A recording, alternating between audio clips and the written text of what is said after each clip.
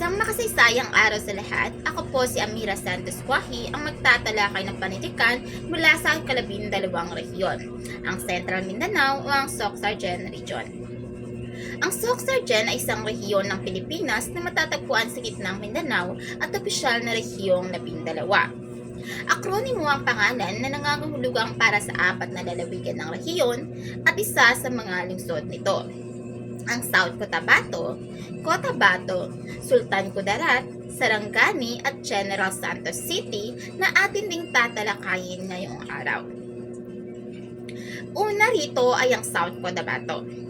Mayroon itong 11 bayan at isang lungsod, kinabibilangan ng mga Coronadal, Lake Cebu, Noradala, Polomoc, Santo Niño, Sualien, Tibol, Tambacan, Tupi at ang nag-iisang lungsod nito ang General Santos o ang Daliangas.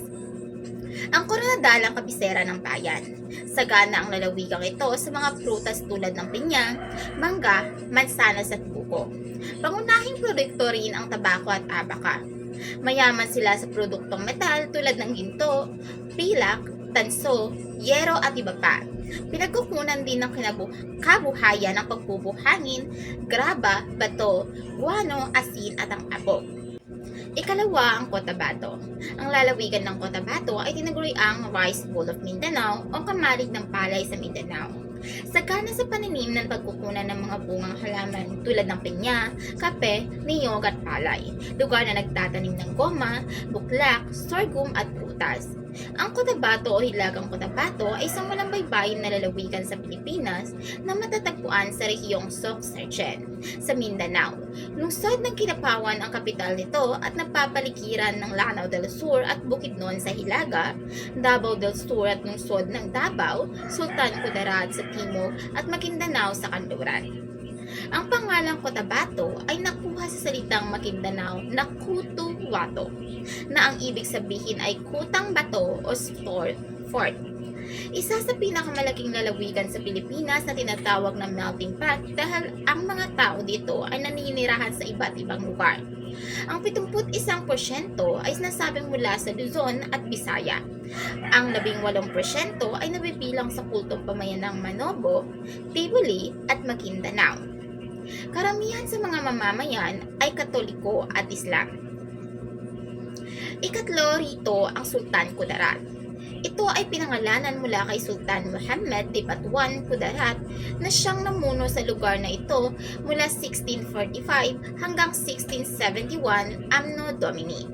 Ang tatlong munisipalidad ay Calamansig, Lebac at Palimpang ay nakahanay sa mountain ranges na siyang nahihiwalay sa gitnang bahagi ng lalawigan sa dagat. May matatagpuan ding pabrika ng vinyl at plywood, pabrika ng rami at African oil sa lalawigang ito. Pangingisda, pag-aalaga ng mga baka at pagtutroso ang pangunahing kabuhayan rito. Binubuo ng 11 na munisipalidad at insulan ang kabilang kabisera. Karamihan sa mga naninirahan dito ay mga Bisaya na nagsasalita ng wikang Ilonggo at Cebuano, bagamat mayroon na ring mga dayong Ilocano. Kilala rin ang lalawigang ito sa paggawa ng tuba, isang inuming galing sa katas ng coconut palm na kapag tumagal ay sumasarap at ginagawang inumin ng mga matatanda. Ika-4 naman ang Sarangani. Sakop ng lalawigang ito ang mga bayan ng Chian, Kiamba, Maasin, Maitong, Malapatan at Malungon. Alabel naman ang kanilang kabisera. Ang lalawigan ng Sarangani ay sumasaklaw sa gawing silangan ng Davao del Sur, Malamantay sa gawing Hilaga, Karagatang China sa kanluran at sa gawing Timog ay ang lawa ng Sarangani. Binubuo ito ng malawak na kapatagan at mga lupaing bulubundukin. Matatagpuan din dito ang mga nagagandahang dalampasigan at mga pook pangisdaan. Nakararami sa lugar na ito ang mga Cebuano at Tagalog. Nagdiriwang din sila ng mga kapistahan. Katangi-tangi ang Lubi-Lubi Festival, gayon din ang pista ni Santa Catalina de Alexandria, ang kanilang patron.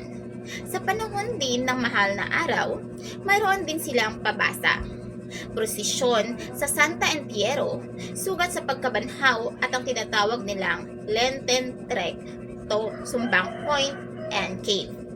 Sa buwan naman ng Mayo, nagdaraos din sila ng Flores de Mayo at Santa Cruzan. Huli ay ang General Santos City.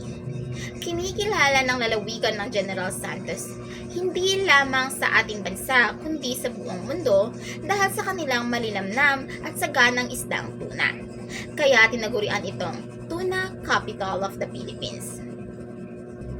Mayroon ding mga pook pasyalan sa rehiyon. Una na rito ang Lawang Lake Cebu. Ito ay matatagpuan sa Alva Valley, malapit sa munisipalidad ng Suralda, South Cotabato.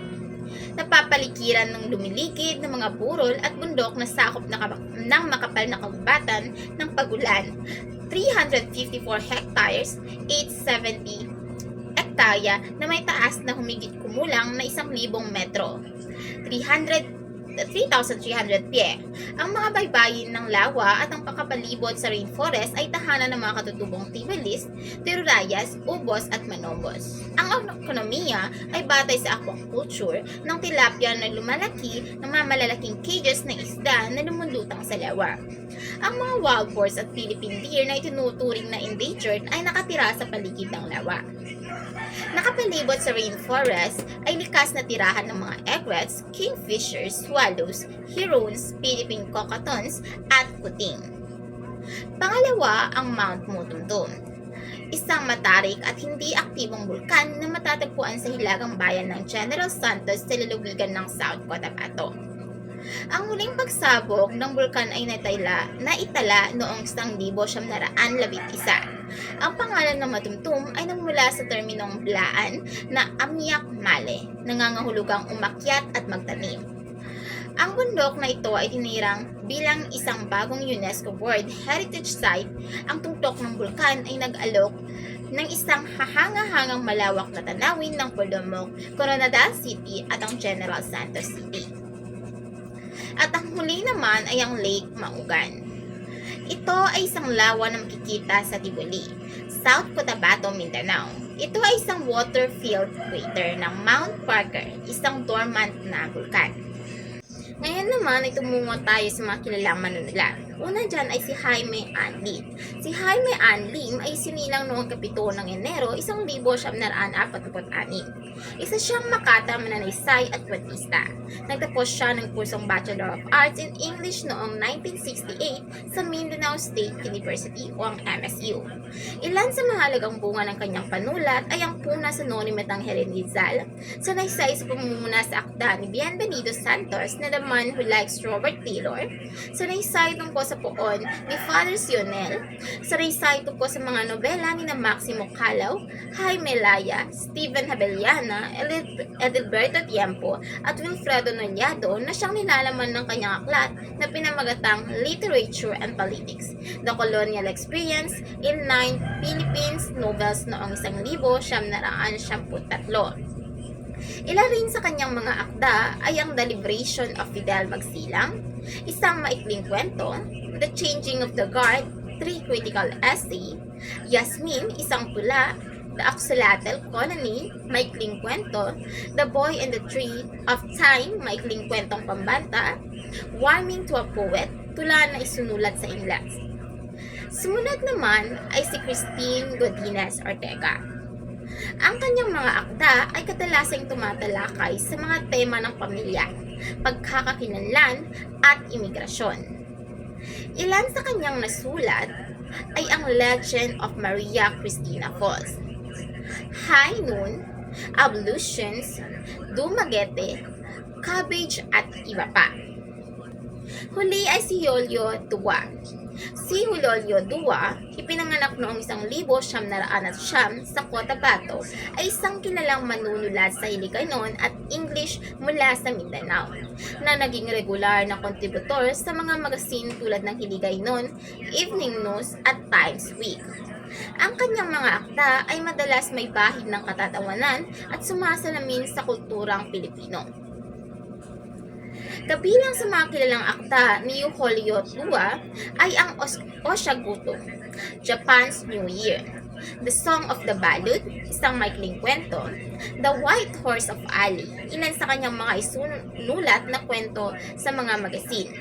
Kinagigiliwan niyang magsulat ng mga sanaysay tungkol sa mga napapanahon at kontrobersyal na isu ng kanyang lipunan. Ano man kakontrobersyal ang mga isyong kanyang tinatalakay sa kanyang mga sanaysay, yon ay nilalagyan niya ng bahid ng katatawanan. Mayroon ring mga kilalang katauhan sa rehiyon. Isa na rito si Manny Pacquiao. Si Emmanuel Davidran Pacquiao, o mas kilala bilang Manny Pacquiao, ay pinanganak noong December 17, 1978 mula sa Kibawe, Bukidnon. Ikinasal si Manny Pacquiao kay Maria Geraldine Zamora, o mas kilala bilang Jinky, at binayaan ng 4 na supli, sina Jimuel, Michael, Princess at Queen Elizabeth.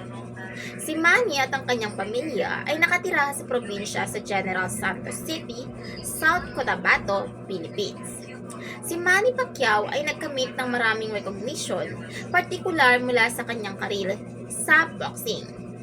Isa siya sa Forbes The Celebrity 100 noong 2010, Times 100 Most Influential People noong 2009 at naging cover pa ng Time Asia Magazine noong 2009. Nakilala siya dahil sa galing sa pagbaboxing. Sunod sa kanya ay si Chamsi Gurea Subsub. Si Chamsi Subsub ay sinilang noong Mayo 16, 1986. Siya ay nag-iisang anak ni Ginoong Timoteo Subsub na isang magsasaka at Ginang Marcelina Gurea Subsub na nagtatrabaho naman bilang isang ihinyera o engineer sa ibang bansa. 3 taong gulang pa lang siya nang magpasyang lumipat ang kanyang pamilya sa lungsod ng General Santos sa Timog Cotabato kung saan doon siya lumaki. Nakilala siya nang siya'y makaronahan bilang Binibining Pilipinas Universe noong Abril 10, 2011 at naging 3rd runner-up nang ito'y sumali sa Miss Universe noong Setyembre 12, 2011. Pangatlo, si Melay Cantiveros Francisco. Si Melay Cantiveros, isang kilalang komedyante at TV host, ay nagkamit ng tagumpay bilang Pinoy Big Brother Double Up Big Winner noong 2009. Siya ay naging matagumpay na host ng Magandang Buhay at nagugi bilang unang kampiyon ng Your Face Sounds Familiar. Kilala rin siya sa kanyang mga endorsement at pagiging komedyante. Ang kanyang mga pangunahing nakamit ay ang Pinoy Big Brother Double Up Big Winner 2009, Your Face Sounds Familiar Season 1 Champion, host ng Magandang Buhay, commercial endorsement at ang pagiging komedyante at actress nito. Huli si Kenneth Duremdes, ipinanganak noong Enero 31, 1974 sa Coronadal City, South Cotabato. Siya ay retiradong profesional na basketballista sa PBA at dating PBA Most Valuable Player of MVP noong 1978. Siya ay nakapagtapos sa Adamson University. Ngayon naman ay tumungo tayo sa panitikan ng Rehiyon 12. Una dyan ay ang panulaan. 2 ang uri ng panulaan sa panitikan ng mga Muslim, ang liriko at ang pasalaysay. Una ay panambitan o tulang liriko. Ang mga Muslim ay may panambitan na tinatawag. Ito ay inaawit upang ipakilala ang pagdadalamhati, pagtangis at pagkilala sa pagluluksa kung sila ay namatayan. Kilala ito ng mga Muslim sa tawag na tabe nona, isang tulang liriko ng mga Muslim. Babasahin ko sa klase. Tabe nona, tabe sa Yamano pili. Kalo saya matidyangan susahati. Makanchiri sa tunjangan buwan loda. Kasisiyom sa tudyangan bilang suda. Ang salin nito, paalam, ibigay mo ang iyong kamay. Kailangan tayo'y magkalayo. Kung ang kamatayan ay darating, huwag mong ikalumbay. Kung minsan kitang hagkan, huwag mong sabihing tama na. Maging matagumpay ka, mahal, ngumanga ka at lununin mo ang kalungkutan. Pangalawa naman ang darangan o ang epiko. Ang darangan ay tulang pasalisay ng mga Moro hinggil sa kabayanihan ng mga tao sa Maguindanao, mga kahangahangang gawain at kagitingan ng mga mandirigmang Moro na hindi sukat sukat paniwalaan. Maraming epiko ang larangan ng mga Muslim, ngunit tatlo lamang ang kilalang-kilala sa mga ito. Ang Bantugan, ang Indarapata at Sulaiman at ang Bidasari. Ngayong araw, tatalakayin at susulan natin ang dalawa sa mga ito. Una na nating talakayin ang Bantugan, isang epiko. Ito ay pina-extinct version na lamang. Si Haring Madali ay hari ng Hariang Bumbaran. Kapatid niya si Prinsipe Bantugan na balita sa lakas at tapang, kaya takot ang mga ibang kaharian na makitigma sa kanila. Dahil sa angking katangian ni Prinsipe Bantugan, maraming mga dalaga ang nagkakagusto sa kanya. Naiinggit ang kanyang kapatid niyang si Haring Madali, kaya pinagbawalan niya ang lahat ng kanyang nasasakupan na makipag-usap kay Prinsipe Bantugan at ang sino mang mahuling makikipag-usap ay papatayin. Dahil sa sobrang kalungkutan ay pinagpasyahan ni Prinsipe Bantugan na pumunta sa ibang lupain. Sa kanyang paglalakbay ay nagkaroon siya ng matinding sakit at inabot siya ng kamatayan sa pintuan ng kaharian ng lupang nasa pagitan ng dalawang dagat. Nagulumihanan si Prinsipe, Prinsesa Datimbang at ang kapatid niyang hari dahil hindi nila kilala si Prinsipe Bantugan kaya tinawag nila ang konseho. Pinagpulungan ng konseho ng hari kung ano ang kanilang gagawin. Subalit, isang loro ang biglang pumasok sa bulwagan at nagsabing ang nakapurol ay si Prinsipe Bantugan, ang mabunyi at balitang prinsipe ng Bumbaran. Pagkatapos ibalita ng loro ang tungkol kay Prinsipe Bantugan, bumalik naman siya sa Bumbaran upang ibalita kay Haring Madali na kanyang kapatid ang pagkapatay ni Prinsipe Bantugan. Nang mahalaman ni Haring Madali ang nangyari kay Prinsipe Bantugan, ay nanaig ang pagmamahal niya rito at naalis ang kinigimkim niyang inggit sa kapatid. Kaya agad na lumipad sa langit ang hari na kasama ang isang kasangguni upang bawiin ang kaluluwa ni Prinsipe Bantugan. Samantalay, ang bangkay ni Bantugan ay dinala naman ni Prinsesa Datimbang sa Bumbaran. Pagbalik ni Haring Madali ay pilit na sinauli ang kaluluwa ni Bantugan sa kanyang katawan at muling nabuhay si Prinsipe Bantugan. Nagdiwang ang lahat at bumalik ang dating mabuting pagtitinginan ng magkapatid. Nang mabalitaan ni Haring Viscoyao, dating kaaway ni Haring Madali, na si Bantugan ay namatay at ito'y dali-daling nagdala ng maraming kawal na sandatahan upang silakayin ang Bumbaran. Nang sumalakay sina Haring Viscoyao ay kasalukuyang nagdiriwang ang lahat dahil sa pagkabuhay ni Prinsipe Bantugan. Hindi alam ni Viscoyao na nabuhay na muli si Bantugan kaya sila ay nagkaroon ng pagdiriwang. Natigil ang pagdiriwang at ang dalawang kaharian ay naglaban. Pumainan lang sa himpawid si Bantugan at sa pamamagitan ng kanyang kapilan ay pumatay ng maraming kaaway. Buong tapang na lumaban si Bantugan, ngunit nangihina pa siya dahil kagagaling lang niya sa kamatayan. Kaya siya ay nabihag. Iginapos siya, ngunit nang malumbalik ang kanyang lakas, nilagot niya ang gapos at siya'y nakawala. Buong bangis siyang nakipaglaban hanggang sa mapuksa ang mga kaaway. Pagkatapos ng matagumpay na labanang ito, ay dinalaw lahat ni Prinsipe Bantugan ang mga kahariang karati ng Bumbaran at pinakasalan ang lahat ng prinsesang kanyang katipan at umuwi sila sa Bumbaran. Buong galak siyang sinalubong ni Haring Madali at nag-utos ng panibagong pagdiriwang. Ang buhay ni Prinsipe Bantugan ay naging maligaya hanggang sa mga huling sandali. Ngayon, ano ba ang buod at paksa ng kwento? Ang epiko ay umiikot sa buhay ni Prinsipe Bantugan, kapatid ni Haring Madali ng Bumbaran. Si Bantugan ay tanyag sa kanyang pambihirang lakas, kagandahang asal at kakisigan na kinatatakutan ng mga kaaway at kinaiingitan ng sariling kapatid. Ang kwento ay nagtatampok sa kanyang pagkamatay, muling pagkabuhay at pagtatanggol sa kaharian laban sa mga kaaway tulad ni Haring Viscoyao. Ang mga pangunahing tauhan sa kwento ay sina Prinsipe Bantugan, ang bida, matapang, makisig at mahusay na mandirigma. Si Haring Madali, ang kapatid ni Bantugan at hari ng Bumbaran, nagpakita ng selos ngunit nagsisi rin sa huli. Si Prinsesa Datimbangan, prinsesang nagligtas kay Bantukan, at si Haring Mismoyaw, ang kaaway na sumakop sa bumbaran. Ngayon naman ay suriin natin ang tema at kultura. Ang kultura ng Maranao. Ipinapakita ng Bantukan ang mataas na antas ng kultura, tradisyon at paniniwala ng mga Maranao, tulad ng kahalagahan ng karangalan, pag-ibig sa bayan at ugnayan ng magkakapatid. Kabayanihan. Binibigyan diin ang konsepto ng maratabat o ang karangalan at ang katapangan ng isang bayani na handang magsakripisyo para sa kanyang bayan. Mahika at realismo. Puno ng mga engkanto, mahikal na kagamitan at mga pangyayaring hindi kapanipaniwala na bahagi ng kanilang katutubong pananampalataya. Ngayon naman ay tumungo tayo sa epikong Indarapatra at Sulaiman. Tulad ng Bantugan, ito rin ay pinaikling bersyon na lamang. Noong unang panahon, sa pulo ng Mindanao ay walang kapatagan kundi puro kabundukan.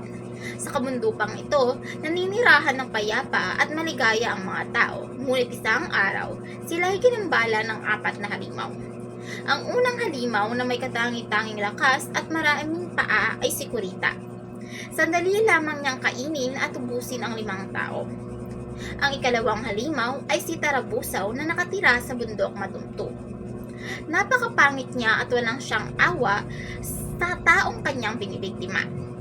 Si Pa, ang ikatlong halimaw, ay isang ibong may 7 ulo at may 7 pares ng mata, kaya't nakikita niya ang lahat ng bagay at walang sinumang taong nakakaligtas sa kanya.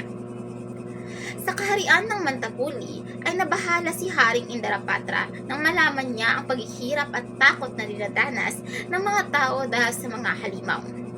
Dahil isang mabuti at mabait na pinuno si Indarapatra, pinangangalagaan niya ang kapakanan ng kanyang nasasakupan.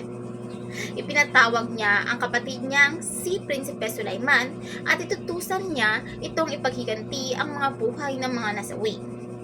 Binigyan ni Indarapatra si Sulaiman ng singsing at espada na gagamitin niya sa pagkikipaglaban sa mga halimaw. Ibinitin din ng hari ang isang halaman sa bintana na siyang magsasabi sa sasapitin ni Sulaiman. Unang pinuntahan ni Sulaiman si Kurita sa bundok Kababalan. Nang hanapin niya ang halimaw, nayanig ang buong kabundukan at lumataw si Kurita. Naglaban ang dalawa hanggang sa natalo niya ang halimaw. Isinunod niyang puntahan si Tarabusaw sa bundok Matumtu. Nakita ni Sulaiman mula sa tuktok ng bundok ang maraming buhay na nasawi. Hinamon ni Sulaiman na lumabas si Tarabusaw. Natumba ang mga punong kahoy sa paglabas nito at pumutol siya ng sanga na kanyang ginamit sa pagkikipaglaban kay Sulaiman. Makalipas ang mahabang paglalaban, nagapi ni Sulaiman si Tarabusaw. Itinarak ni Sulaiman ang espada sa dibdib ng halimaw. Pagkatapos niyang patayin si Tarabusaw, isunod naman niyang hanapin si Pa, ang ibong may malaking pakpak sa bundok ng Bita. Nasiraan ng loob nang makita niyang walang katao-tao ang mga bahay. Hindi nagtagal ay biglang lumilim ang kapaligiran. Dumating si Pa sa kanyang kaaway. Itinaas ni Sulaiman ang kanyang espada at nahati sa dalawa ang pakpak ng ibon. Sa kasamaang palad, nadaganan siya ng pakpak ng ibon at si Sulaiman ay inilibing nang walang kabaong sa bigat ng pakpak na bumagsak sa katawan nito. Nalaman ni Haring Indarapatra ang kasawian ng kapatid dahil nalanta ang halamang ibinitin niya sa bintana. Sinabi niyang ipaghihiganti niya ang sinapit ng kapatid. Sumugod si Haring Indarapatra sa bundok at nalis ang pakpak ng ibong nakadagan sa katawan ng kapatid. Luray-luray ang katawan ni Sulaiman. Nanalangan si Indarapatra sa bathala at ipinakita sa kanya ang tubig na nang ibuhos niya kay Sulaiman ay nabuhay ito. Sa malaking tuwa ay nagyakap ang magkapatid. Pinauwi na ni Indarapatra si Sulaiman at si Indarapatra na ang nagtungo sa bundok Kurayan upang makipaglaban sa halimaw na may 7 ulo. Lumabas ang halimaw ngunit wala itong laban sa espada ng hari. Pagkatapos ng kanyang tagumpay ay may isang diwatang napakaganda ang nagpapasalamat sa kanya. Ang buong nayon ay nagsipagdiwang din. Dahil sa kagandahan ng liwatay, nabuhay ang puso ni Indarapatra at sila ay nagpakasal. Pagkatapos nito'y nawala ang tubig sa karagatan at lumitaw ang kapaligiran. Dito na nanirahan si Indrapatra sa pulo ng Mindanao. Sa pamamagitan roon, ni Indrapatra ay tinuruan niya ang mga tao ng pagsasaka, paghahayupan, paggawa ng mga kasangkapan, paghabi ng mga damit at paggamit ng mga halamang gamot. Ang Indrapatra at Sulaiman ay isang tanyag na epikong bayan mula sa Mindanao, partikular ng mga Maguindanao, na nagtatapok sa kabayanihan ng magkapatid na hari ng Mantapuli.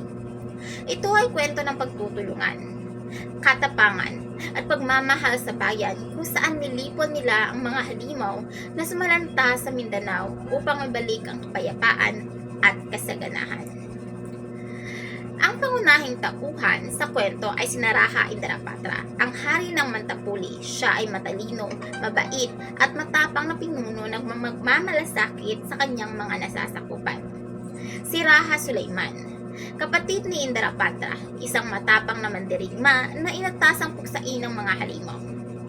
Ang mga halimaw naman ay sina Kurita, may maraming paa, tarabusaw, mukhang tao na kumakain ng laman, sipa, dambuhalang ibot at ang ibong may 7 ulo. Ang tema naman ng epikong ito ay ang pagtutulungan at pagkakaibigan. Ang pagtulong ni Sulaiman sa Mindanao kahit hindi ito sakop ng kanilang kaharian ay nagpapakita ng malasakit, katapangan sa gitna ng panganib, ang pagharap sa mga halimaw kahit na ikamatay ito, pagmamahal ng kapatid. Ang paghahanap at muling pagbuhay ni Indrapatra kay Sulaiman ay nagpapakita ng matinding pagmamahal. Nakikita rin dito ang mga kulturang Mindanao. Ipinapakita sa epiko ang katapangan ng mga Muslim sa Mindanao at ang kanilang tradisyon sa pagsasalaysay ng kabayanihan o ang pasalindila. Ang kapagkamit ng mahiwagang singsing at kris o ang juro pakal ay nagpapakita ng paniniwala sa kapangyarihan. Mayroong ding mga simbolismo sa epikong pinasa. Una ay ang halaman. Ang halaman na itinanim ni Indrapatra ay sumisimbolo sa buhay ni Sulaiman. Kapag nalanta ito, senyales na namatay ang kapatid. Tubig mula sa langit, sumusimbolo sa muling pagkabuhay at pagkasa. Ang epikong ito ay hindi lamang kwento ng pagkikipaglaban, kundi nagtuturo rin ng kahalagahan ng sakripisyo para sa kapakanan ng nakararami. Mayroon din silang mga awiting pambata. Ang Ida Ida Awata ay mga awiting pambata na may tiyak na kahalagahan sa panitikan ng mga Maranao. Ito ay maikli lamang, subalit magaganda at kinakanta ng mga bata ng sabay-sabay. Ito ay nagdudulot ng lubos na kasiyahan at sigla sa mga batang umaawit nito. Ang dayo-dayo kaptin, dayo sumunto sa ig, dayi di ako ronsung, anaikuluk akun, abubaru ka anipat. Sa salin sa Filipino, kaibigan, kaibigan, kapitan, aking kalaro, pupunta sa ilog. Kaibigan, ako'y hindi sasama dahil ako ay takot sa makulay na ahas at markadong buwaya. Mayroon din silang kapedas. Ang kapedas, ito'y awiting pambata sa panghuli ng ibon ng mga Maranao. Inaawit ito ng mga bata habang nakasakay sa kalabaw. Ito ay ang bitagin ang ibon. Ito ay salin lamang, wala ang orihinal. Daolan mahal, daolan nasaan ka? Daolan, anong klaseng ibon ito? Kapag nakahanda ang patibong nagtatago sa mga kawayan, patayin mo ang pati. Kung gusto mo, gumagabi na at ang saba ay iiwan ka. Mag-isip, noong panahon ng tatay mo, ninakaw at sumunod ay nahulog. Iniisip nito ang saba, ngayon ikaw ay pangit na ibon. Alipin, kapag nakauwi, lahat ay nagtatanong, sinong pumatay sa saba? At sasabihin, hindi ako ang gumawa dahil ibinigay ko ng oras ko sa kakainin ng ipis at paro-paro. Mas mabuting mamatay kaysa magkaroon ng 2 pangalan. Isa rin sa kanilang panitikan ay ang pananaroon o mga salawikain.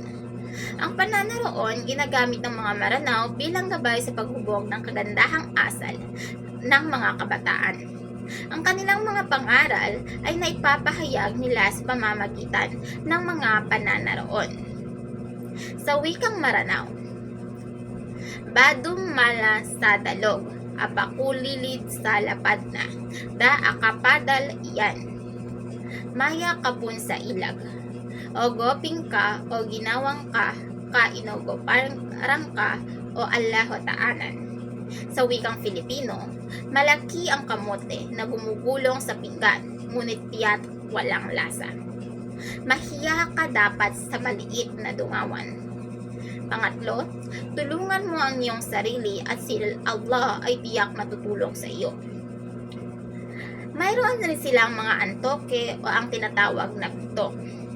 Sa wikang Maranao, ilulubong damatal, abang kalakbarani awan, litag sa rorog o pig, aparonga ikakukas, karanda sa subongan na mapupuno ilipas. Sa wikang Filipino, inilibing na ngunit buhay ang buhay na katawan. Ang sagot, daga. Bitag sa tabi ng lawa, sabay na bumbukan. Nangangahulugan o ang sagot ay pilikmata. Ang sisidlan mula sa silangan ay puno ng mga pitak. Ang sagot, lansones. Mayroon din silang mga limpangan o palaisipan. Halimbawa, may isang puno ng bayabas na punong-puno ng bunga. Walang nakakukuha ng bunga nito sapagkat binabantayan nito ng isang matalino at mabagsik na unggoy. Paano ngayon makakakuha ang bunga ng bayabas? O paano ka makakakuha ng bunga ng bayabas? Ang sagot, batuhin mo lamang ang unggoy hanggang sa ito'y magalit at babatuhin ka na rin ng bunga ng bayabas. Ang mga dula naman ng Maranao ay tinatawag nilang sewa-sewat at pakaradianan o mga sayaw ng bayan. Ang impluwensya ng mga Hindu, Insik, Inones at iba pang dayuhan dito sa Pilipinas ay nababakas sa mga sayaw ng Maranao, Maguindanao at Tausug na naninirahan sa Mindanao. Gong at Kulintang ang panalin nila sa pag-ibay. Ang mga Tagalanaw at Cotabato ay may mga sayaw na pandiba na kung tawagin ay sagayan. Tahing baile naman ang tawag sa sayaw panseremonya. Singkil, isang sayaw na halos katulad ng tinikling subalit higit na masalimuot sapagkat ito ay may 4 na kawayan sa halip na 2 lamang. Ang sumasayaw ay isang prinsesa na pinapayungan habang sumasayaw sa mga kawayan. Mayroon din silang sayaw na panghukuman na kung tawagin ay koprang, kamanis at kipil. Samon-sala na ginagamit ng mga bandana. Mayroon din silang tinatawag na kwiza o kwento tungkol sa kalikasan. Ang mga kwiza o kwento tungkol sa kalikasan mula sa Mindanao, partikular sa rehiyon 12 ang Soxargen, ay mga politikang bayan na nagpapakita ng malalim na ugnayan ng mga katutubo sa kapaligiran. Karaniwan itong mga kwentong bayan na nagtuturo ng paggalang sa kalikasan, kagaya ng ang kwento ng Bibe. Naglalaman ng mga aral tungkol sa pag-aalaga ng mga hayop at kalikasan. Ang lumikha, isang naratibo na nag-uugnay sa kalikasan at sa espiritual na paniniwala ng mga taga-Mindanao.